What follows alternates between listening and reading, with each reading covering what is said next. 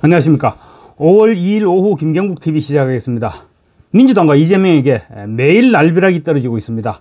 서울고등법원이 이재명의 선거법 사건 파기환송심을 서울고법 형사 7부로 배당했고, 재판부는 이재명의 파기환송심 재판 첫 공판을 오는 15일 열기로 했습니다.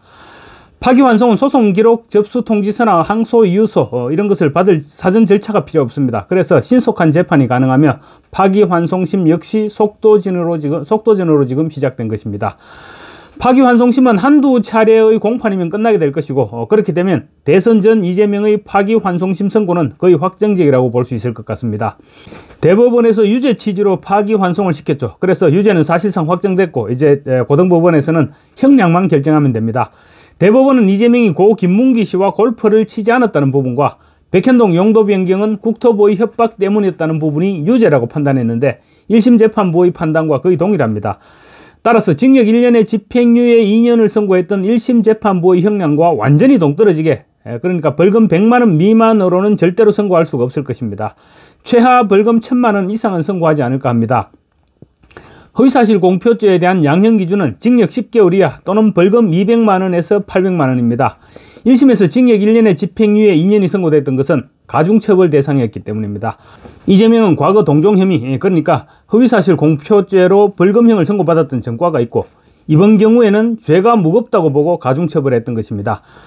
따라서 1심 선고 형량을 크게 벗어나지는 못할 것으로 볼 수 있습니다. 형사 7부 재판장은 이재권 부장판사로 사법연수원 23기 56살입니다. 제주도 출신이고 제주 1고와 서울법대 출신입니다. 특정 진영에 치우친 판결을 하지 않는 표준형 판사로 법원 내에서 평가받고 있는 에디트 판사입니다. 정무적 감각도 갖춘 인물로 평가받고 있는데, 다행히 우리법연구회나 국제인권법연구회 회원은 아니라고 합니다. 보수 성향 모임에도 소속된 적은 없다고 합니다. 형사 7부는 박주영, 송미경 이렇게 3명으로 이루어진 합의체 재판부입니다. 주심은 송미경 판사입니다. 15일 한 차례 기일 후 선고기일을 결정할 경우 늦어도 22일 정도로 선고기일이 잡힐 수 있는데, 만약에 22일로 선고기일을 잡게 되면 대선 전에 제3고 선고까지 마무리될 가능성도 배제할 수는 없어 보입니다. 파기환송심이 선고되면 일주일 이내에 제3고를 하지 않으면 형이 확정되는데, 그러니까 이재명은 일주일간 시간을 끌 수 있게 됩니다. 이재명은 7일을 꽉 채워서 제3고를 하게 되면 29일이 됩니다. 그렇게 되면 대법원은 마음먹기에 따라서는 6월 3일 이전에 최종 선고를 할 수도 있을 것입니다. 다만 이재명을 법정에 소환하기 위한 기일 지정 통지 문제가 있는데, 통지가 송달되지 못하면 기일을 다시 잡아야 합니다. 그렇지만 골석재판도 가능하다고 합니다. 또 기일을 한 차례 더 잡게 되는 가능성도 배제할 수 없어 보입니다. 대법원의 최종 선고는 따로 고민할 필요가 없는 부분입니다. 이미 대법원은 유죄 취지로 파기환송을 시켰고, 또 고등법원에서 형량이 선고되면 그대로 확정만 하면 되는 것입니다. 그런데 대법원이 서두르는 것으로 봐서 대선 이후 선고를 내리겠다는 생각은 아닌 것으로도 볼 수 있을 것 같습니다. 그래서 15일 첫 기일 후 22일 선고 기일을 잡게 되면 29일 재선고를 하고 곧바로 전합을 소집하면 대선 직전 최종 선고가 내려질 수도 있을 것으로 보입니다. 물론 죄 내피셜로 최대한 재판을 서둘렀을 경우를 상정한 것입니다. 그렇지만 대선을 하루 이틀 앞두고 대법원이 최종 선고를 하는 것도 쉽지는 않다는 점도 사실입니다. 반대로 그런 측면에서 고법에서 오히려 파기환송심을 더욱 서두를 가능성 역시 배제할 수 없는 것입니다. 그러니까 기일을 한 차례만 가지고 바로 선고 기일을 잡는 그럴 가능성도 배제할 수 없다는 것이죠. 어쨌거나 대법원에 이어서 오늘 파기환송심 재판부인 서울고법 형사 7부에서도 곧바로 기일을 잡는 등 재판을 서두르고 있는 것은 대선 전에 마무리를 짓겠다는 의지 이외에 따로 해석할 방법이 없을 것 같습니다. 서울고법 형사 7부가 기일 지정 통지를 어떤 식으로 하는지를 보면 확실한 의지를 읽을 수 있을 것으로 보입니다. 일각에서는 대선을 코앞에 두고 최종 선고를 하게 되면 너무 혼란스럽지 않겠느냐, 이런 주장도 하고 있습니다. 물론 그럴 수도 있습니다. 그렇지만 대선을 넘겨서 선고를 하면 혼란은 수십 배로 가중될 수 있습니다. 또 현직 대통령을 파면시켰어도 특별한 소란이 없었습니다. 아무리 유력 대통령 후보라고 하더라도 아직은 후보에 불과한 이재명이 무서워서 선고를 미루는 일이 있어서는 안 될 것입니다. 대선 이후의 혼란을 방지하는 것이 더 국익에 부합된다는 점을 명심해야 될 것입니다. 또 오늘 파기환송 재판부에서 15일로 기일을 잡은 것은 민주당의 후보를 교체하라고 한 번 더 압박한 것으로도 볼 수 있습니다. 대선 이전 대법원의 제3고까지는 아니더라도 파기환송심에서 형이 선고되면 사실상 확정 판결이나 다름이 없습니다. 그러고도 국민들에게 표를 달라고 할 수는 없을 것입니다. 대선을 코앞에 두고 사실상 유죄가 선고되면 자칫하면 대선을 다시 실시해야 하는 상황이 발생할 수도 있는데 국민들이 그런 선택을 하지는 않을 것입니다. 민주당은 이제 심각한 고민을 할 수밖에 없을 것입니다. 만에 하나라도 대선 직전에 대법원의 최종 선고가 내려진다면 민주당은 그야말로 엿대는 상황을 맞게 됩니다. 분명 대법원은 후보 교체 기회를 부여했으니 대선을 앞두고 후보가 자격을 박탈당한다 하더라도 책임은 민주당이 져야 하는 것입니다. 이재명 1인 독재 정당에서 이런 문제를, 그러니까 후보 교체 문제를 제기할 사람이 많지는 않을 것입니다. 그렇지만 후보 등록 마감을 앞두고 이재명의 지지율이 하락한다든가 그런 경우가 생기면 어떤 식으로든 문제 제기가 뒤따르지 않을까 그렇게 예상되기도 합니다. 한편 민주당 소속인 정청래 법사위원장이 오늘 또 사고를 쳤습니다.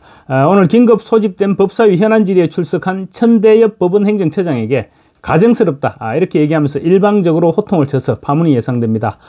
이재명에 대한 파기환송 선고가 내려진 바로 이튿날 대법원을 상대로 긴급 현안 질의를 벌인 자체가 사실은 뭐 보복성 비슷한 거죠. 그래서 상권 분립에 심각하게 위배되는 상황입니다. 그런데다 사법부의 2인자인 법원행정처장을 상대로 막말에 호통까지 치는 상황은 법원에서도 쉽사리 납득할 수 없을 것입니다.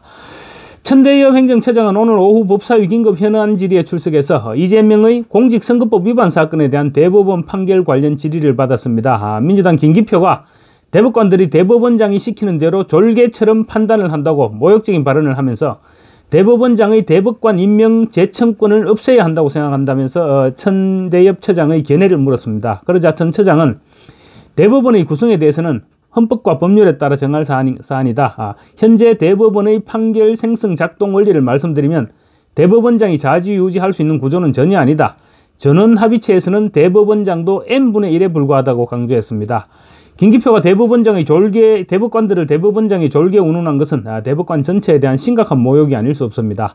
천대엽 처장은 또 대법관이 되고 나서 그 어디에도 구속되지 않고 오로지 헌법과 법률에 따라서만 모든 사건을 처리하는 것이 제가 지금까지 경험해온 바이고 모든 대법관이 한결같이 지키고 준수하는 원칙이다. 이 사건의 결론을 떠나서 최고법원의 판결과 법관에 대한 기본적인 존중이 필요하다고 강조했습니다. 말은 부드럽게 했지만 김기표를 비롯한 민주당 의원 전체에게 강력한 항의를 한 셈입니다. 천 처장이 발언을 마치자마자 정청래는 천 처장을 법원행정처장이 아닌 대법관으로 호칭하면서 호통을 치기 시작했습니다. 화가 난 천 처장이 대법관이 아니라 법원행정처장 자격으로 오늘 이 자리에 나왔다라면서 호칭에 대한 문제를 제기했는데 정청래는 대법관이 맞지 않느냐면서 호칭을 바꾸지 않았습니다. 민주당이 한덕수 전 대통령 권한대행을 권한대행이라고 부르지 않고 계속 총리라고 호칭했던 것과 마찬가지 경우라고 할 수 있습니다. 쉽게 말하자면 법원행정처장으로 인정하지 않겠다 이런 말로도 듣기는 대목입니다.